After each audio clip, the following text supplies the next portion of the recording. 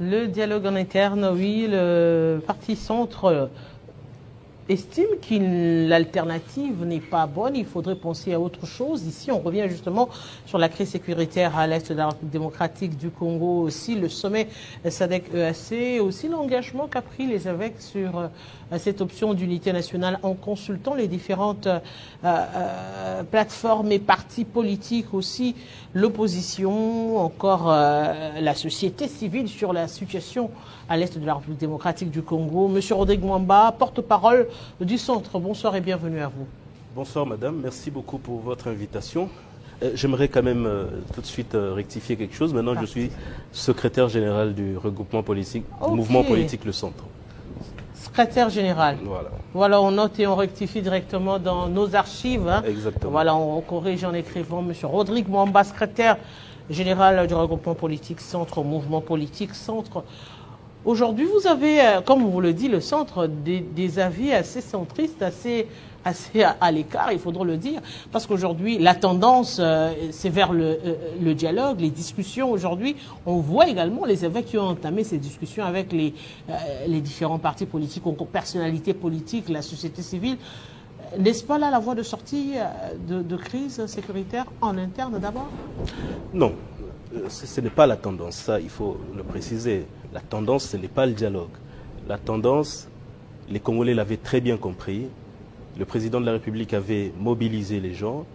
Il faut que nous puissions vaincre l'ennemi.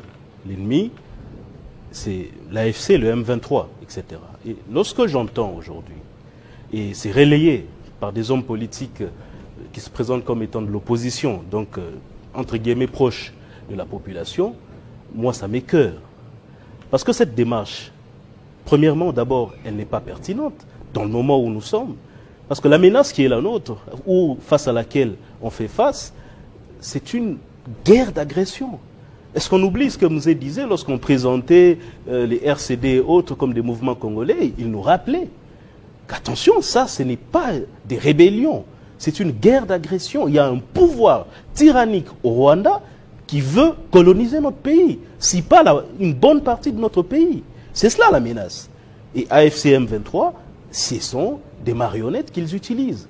Et le remède ne peut pas être une réunion des politiciens à Kinshasa, dans des salles climatisées, pour s'entendre sur un gouvernement d'union nationale. J'ai vu mon prédécesseur le dire subtilement ici, comme quoi il faudrait absolument que les gens s'entendent ici. On sait très bien que ce qu'il y a derrière, en réalité, c'est de courir vers un gouvernement d'union nationale, c'est de s'entendre sur des partages de postes. Ça ne peut pas être la solution.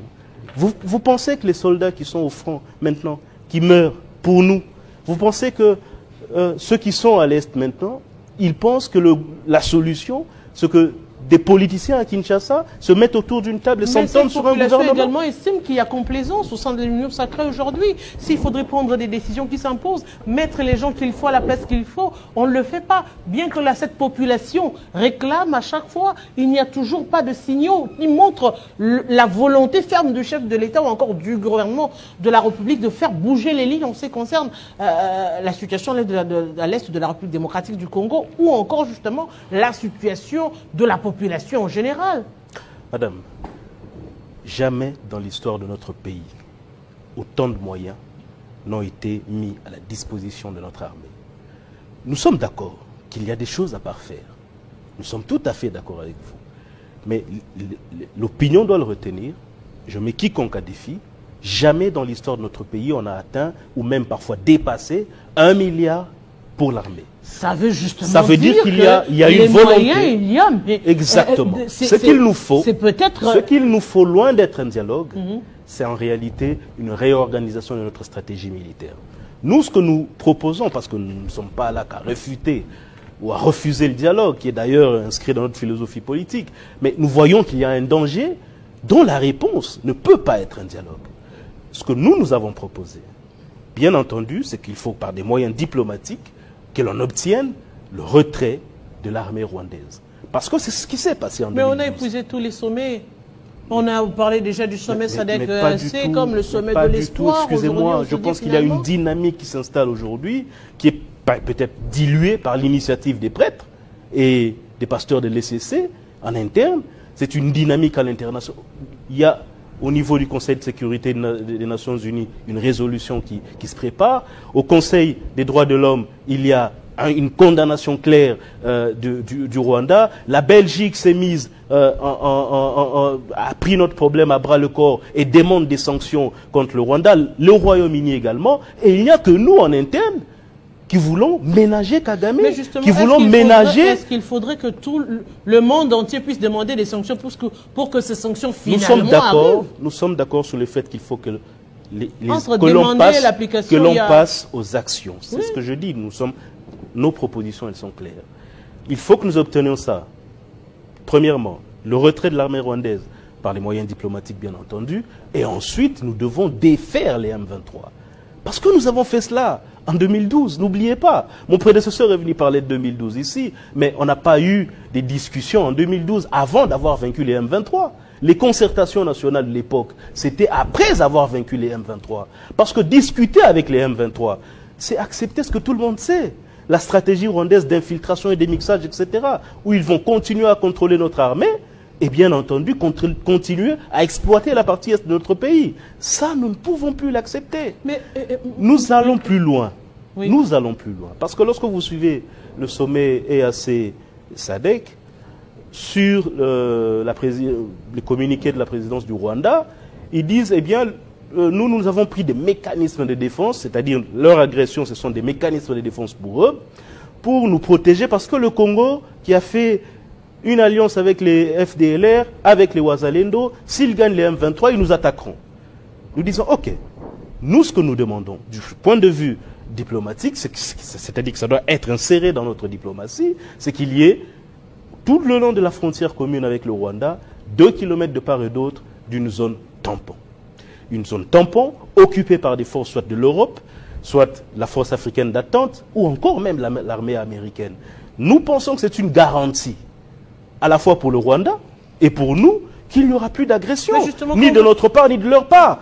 Ce sont là des propositions concrètes que nous faisons, contrairement à ceux qui viennent ici et qui montent le peuple. Qui monte le tout. Comment vous allez faire? Vous allez vous sentir sécurisé avec les armées qui ne sont pas les vôtres? Madame, la solution de la zone tampon a permis aux deux Corées, pendant plus de 60 ans, de garder la paix. Cette solution a permis à l'Égypte et à Israël de finir la guerre de 6 jours. C'est une solution réaliste. Parce que la sempiternelle réclamation des Rwandais, comme quoi les FDLR sont un danger pour nous et que c'est cela qui justifie à chaque fois qu'ils puissent nous attaquer, prendra fin lorsque, entre eux et nous, il y aura des forces qui n'ont pas de parti pris et qui peuvent surveiller ce qui se passe. Monsieur Rodrigue, est-ce que le problème n'est pas plus profond que ça? Parce qu'on aborde très souvent cette question en parlant de guerre d'agression. Le Rwanda nous agresse, le Rwanda nous infiltre, mais il y a l'exploitation des matières premières de la République démocratique du Congo dans la partie Est. Ça, c'est un des aspects aujourd'hui qui, lorsque l'on dit qu'il y a des infiltrés, on les corrompt par rapport à quoi? Par rapport à ces minéraux qui sont exploités illicitement. Donc la vraie question, ce n'est pas cette guerre-là. La vraie question, c'est l'exploitation des minéraux de l'Est de la République démocratique du Congo. Comment arriver aujourd'hui à, soit la RDC exploite, soit on le cède comme l'a voulu le chef de l'État à un moment donné, mais de manière officielle. Est-ce qu'il faudrait forcément que ça soit le Rwanda qui procède à cela par des rébellions? Je ne comprends pas lorsque vous dites que le chef de l'État a voulu à un certain moment les céder. Non, pas céder. Quand il y a eu des négociations avec Kagame qui est venu ici, c'était dans quel but? C'était justement permettre d'avoir un partenariat gagnant-gagnant. Bon, ça c'est une autre affaire. Ce que nous retenons, hein, c'est que nous disons qu'il faut mettre les uns et les autres, en tout cas toutes les parties impliquées, devant leurs responsabilités. Nous ne sommes pas dupes. La théorie d'une nouvelle Afrique qui veut qu'on puisse éclater le Congo pour que les sociétés, les grandes multinationales internationales exploitent à faible coût nos minéraux, n'est pas une théorie du complot, c'est vrai. Nous sommes tout à fait d'accord avec cela, mais personne ne le reconnaît, ni les Rwandais, ni la communauté internationale. C'est pourquoi nous disons, ce que nous disons, c'est qu'il faudrait que notre diplomatie mette tout le monde devant le fait accompli. puisqu'il y a cette éternelle raison qui pousse les Rwandais à venir chez nous, nous disons qu'il faut qu'il y ait entre nous un mur. Ce mur-là, c'est le mur de cette zone tampon-là. On les met devant un fait accompli. Ils n'ont plus de raison de venir. Parce qu'ils disent qu'ils viennent parce qu'il y a des FDLR. En réalité, on sait que ce sont les mines. La communauté internationale sera aussi devant le fait accompli. Voilà la diplomatie que la proposition diplomatique que nous voulons. Parce qu'il ne faudrait pas, bien sûr, il ne faudrait pas se voiler le visage. La guerre qui nous est faite, c'est parce qu'il y a au Rwanda une caste de dirigeants militaires qui promeut, qui veut mettre de côté la corruption au Rwanda, mais ils s'enrichissent avec les minerais du Congo. Et bien entendu, derrière, il y a des tireurs de ficelles qui sont des puissances internationales et toutes les sociétés, toutes les multinationales que l'on connaît, qui tirent avantage de nos minerais à bas prix. Il faut mettre tout le monde devant les faits accomplis. Parallèlement, il faut construire notre puissance militaire, mais puisque ça traîne, notre diplomatie doit prendre le devant et mettre tout le monde devant les faits accomplis. Et mettre les gens devant les faits accomplis, c'est cette zone tampon. Nous insistons là-dessus parce que ça a marché ailleurs. Mais qui doit faire, qui doit mener cette démarche diplomatique, n'est-ce pas la République démocratique du Congo? Effectivement, c'est notre proposition au débat. Aujourd'hui, vous allez reconnaître que la RDC a pris du retard avec ça. La RDC a été concentrée à autre chose, alors que le problème il est réel. C'est pas parce qu'il n'y a pas agression à l'est de la République démocratique du Congo que le problème n'existe pas. Le problème, il date de Lumumba. Lumumba l'a dénoncé depuis. Quels sont les mécanismes qui sont pris pour permettre à ce que cette partie de la République démocratique du Congo, finalement, puisse jouir aux Congolais? Est-ce que ça ne pourrait pas être aujourd'hui un critérium pour élire un président de la République de la RDC, par exemple? Aujourd'hui, résoudre la crise de l'Est. Je pense que même si le président de la République lui-même, s'il a été réélu, je pense que c'est sur ce sujet-là. Donc, ce que je suis en train de dire, vous avez raison, le problème, il date de très longtemps, depuis Lumumba qu'il dénonçait. Déjà dans les années 94, avec Bill Clinton et les autres, cette théorie de la nouvelle Afrique est née. Elle est en train d'être mise en action. Malheureusement, nous étions distraits. Tous ici, nous étions distraits. Mais il s'agit ici de corriger toutes ces erreurs du passé. C'est de cela qu'il s'agit. Et ce n'est pas en capitulant, en disant à notre armée, capituler, laisser Nanga et Kagame contrôler la partie Est, même de manière tout à fait subtile, que le problème sera résolu. Nous, ce que nous disons, c'est qu'une fois pour toutes, nous devons trouver la solution à ce problème. Il ne faudrait plus que nous allions avec des demi-mesures, mettre la poussière sous le tapis. Ce n'est pas comme ça qu'on résolvera la situation. Ceux qui viennent ici pour brandir le nombre de morts qu'il y a à l'Est, nous, on leur dit qu'ils n'ont pas le monopole du cœur. Nous avons tout autant que le souci de nos frères qui sont à l'Est, qui sont à Goma. Moi, j'ai de la famille là-bas. En ce moment, ma famille qui est là-bas subit le calvaire. Voyez? Mais nous ne devons pas diluer notre lucidité dans notre peine. Et eux, ce n'est pas une peine. Ce sont des calculs politiques. Ils veulent un dialogue pour revenir aux affaires parce qu'ils sont probablement essoufflés. Moins de 5% aux élections en 2023, ça en dit long. Ça, ce sont des blagues.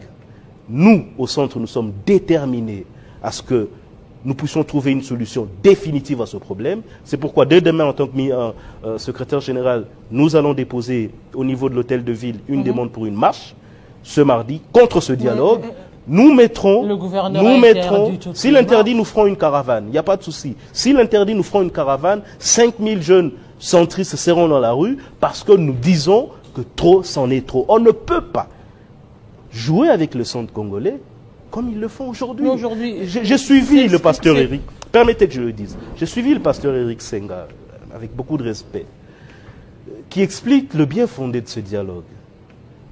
Même dans le choix des termes, vous avez l'impression que c'est Kagame qui parle. Excusez-moi, lorsqu'il parle des causes profondes, du conflit, etc., j'ai envie de dire, si ce n'est pas par naïveté, ils ne sont pas naïfs ces gens-là, je pense qu'il y a quand même un besoin, un élan de soutien ou même de normalisation du terrorisme que Kagame est en train de faire à l'Est avec ses proxys, Nanga et consorts. Ce n'est pas un refus d'accepter la réalité. La réalité, elle est peut-être dure. Peut-être eux, parce qu'ils sont prélats catholiques ou encore membres de l'ECC, qu'ils arrivent à le dire. Parce que, vous le savez, c'est entre autres eux également qui savent, qui pourront nous dire à nous que tel endroit est en peine, parce que vous savez, les églises sont déployées à travers la République.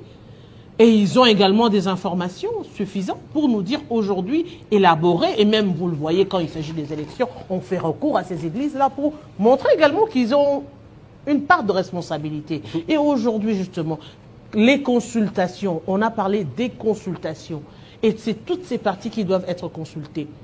Où est le problème? Non. D'abord, premièrement, le fait que les églises soient partout. Si les églises étaient partout, vous les avez entendus condamner le Rwanda pour le carnage qu'il y a eu à Goma? Mais écoutez, lorsqu'il y a des problèmes sociaux ici, c'est l'église qui monte au créneau tous les jours contre le pouvoir. Ici, nous avons un ennemi qui nous fait un mal inouï. Ce n'est pas une question politique. Ici, c'est une violation de notre souveraineté, une tentative d'occupation et d'annexion de notre territoire. On n'a pas entendu l'Église de manière explicite le condamner. Excusez-moi, est-ce qu'il n'y a pas d'hypocrisie là? Ça, c'est un chef-d'œuvre d'hypocrisie que nous ne cautionnons pas. Vous savez, nous, en tant que centristes, nous avons vocation à ménager les uns les autres. Mais ici, il s'agit d'une question de patriotisme. Notre nation est en danger. Il n'y a pas question de ménager qui que ce soit. L'Église devrait, en réalité, s'ils étaient à côté du peuple, dénoncer ce que fait Kagame et ses proxys et les condamner. Ils ne l'ont jamais fait. À partir de ce moment-là, nous posons des questions. Je n'irai pas plus loin. Nous posons des questions. Quelle serait la solution nette au-delà de ce que vous avez abordé, la solution diplomatique en ce qui concerne la zone tampon? Mais c'est vrai qu'il faudrait aussi revenir en interne. Je reviens encore sur la question de l'interne, ce dialogue en interne.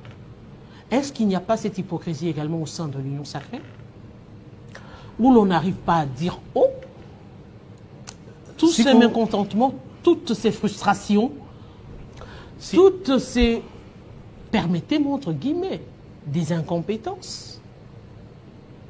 Non, si vous... Est-ce que cette hypocrisie n'existe pas en interne au sein de l'Union sacrée? Si vous suivez notre communiqué, notre lettre ouverte, nous disons que nous ne sommes pas sourds aux réclamations qu'il y a. Il y a des gens dans l'opposition qui étaient contre les réformes constitutionnelles, d'autres qui sont à l'extérieur du pays, qui se sont déclarés exilés ou pas, ou parce qu'ils ne se sentent pas en sécurité ici, sont à l'extérieur. Nous disons nous ne sommes pas sourds à toutes ces revendications-là. Et c'est pourquoi nous disons au président de la République que le soutien, ou je vais dire le patriotisme que nous devons avoir par rapport à notre armée, d'un côté comme de l'autre, il doit être gratuit. Le président, dans ce contexte que nous sommes, peut avoir une politique de rassemblement en permettant, par exemple, à ceux qui sont à l'extérieur de revenir, en permettant à ce qu'il y ait un minimum de consensus sur des réformes essentielles comme les réformes constitutionnelles ou même sur les élections, etc. Mais le soutien à l'armée, il doit être gratuit aussi pour ceux qui sont dans l'opposition. Nous avons vu ici Poroshenko, qui est opposant à Zelensky, apporter son soutien à Zelensky, sans dialogue. Est-ce que pour que Fayoulou dise que je soutiens le commandant suprême de l'armée, parce que vous entendez ce qu'ils disent ici, ils veulent jeter et le président Enanga. C'est ça l'objectif, pour eux, l'objectif du dialogue. Pour qu'ils disent qu'ils soutiennent le commandant suprême de l'armée, il faut qu'il y ait un dialogue. Pour ça, est-ce que ça, ce n'est pas du marchandage? Non, soyons sérieux. Il s'agit de notre nation. Les générations futures nous jugeront en fonction de ce que nous faisons aujourd'hui. Il ne faudrait pas que l'histoire qui sera racontée, ce soit que lorsque Kagame voulait prendre notre pays, on était préoccupé à dialoguer pour revenir aux affaires. Alors, ça ne marche pas. Mais en interne également, en tant que politique, est-ce qu'aujourd'hui, on ne peut pas parler du nouveau rôle narratif sur le problème de la République démocratique du Congo? C'est-à-dire voir le problème autrement, que ce soit en temps de crise ou en temps de paix. À revoir le problème de la RDC définitivement, parce qu'apparemment, les politiques parlent d'autre chose. Ils reviennent sur les questions de la balkanisation ou encore de l'agression seulement quand il y a un danger. Alors que c'est un problème réel et vrai. Si le problème aujourd'hui ne vient pas du Rwanda, le problème viendra du Burundi, le problème... Parce qu'on a 9 frontières Qui dit 9 frontières avec les minerais que regorge la République démocratique du Congo, ça veut dire des potentiels 9 autres problèmes. Je suis d'accord avec vous. Je ne dis pas qu'il n'y a pas de problème de gouvernance. Il y a clairement des problèmes de gouvernance. Il y a des choses qu'il faut améliorer dans la gouvernance. Nous saluons les mesures qui ont été prises pour la réduction du train de vie de l'État. Nous faisons un certain nombre de propositions. Mais vous savez également qu'il y a des revendications parce que la réduction du train de vie, il y a ceux, par exemple, des élus qui disent non, qui estiment qu'on ne peut pas réduire leur train de vie. Il y a les fonctionnaires qui estiment qu'ils n'ont presque déjà rien. Vous allez encore les asphyxier pour le moment. Pour les fonctionnaires, je pense que nous avons tous eu des précisions là-dessus.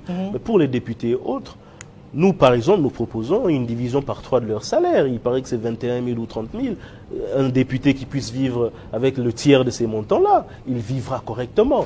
Il y a des problèmes en termes de gestion, il y a des problèmes en termes de gouvernance, nous le reconnaissons, mais s'il faut qu'il y ait un dialogue sur ça, c'est après avoir vaincu les M23, pas avant. Parce qu'avant, c'est capituler et c'est trahir la nation. Monsieur Rodrigue Bomba, je rappelle que vous êtes secrétaire général du regroupement politique Centre. C'est un réel plaisir de vous recevoir sur ce plateau. C'était évidemment l'épineuse question de l'insécurité à l'est de la République démocratique du Congo, des alternatives, notamment cette alternative du centre, la zone tampon, et pouvoir régler définitivement cette question d'insécurité à l'est de la République démocratique du Congo. C'est un réel plaisir de débuter la semaine avec vous, avec Kinshasa Direct dans quelques instants. C'est la grande édition du journal avec Grace Salambo et le plateau est déjà en train d'être aménagé pour cela. Moi, je vous retrouve très prochainement avec le même plaisir ici sur TV50. À très bientôt. Au revoir.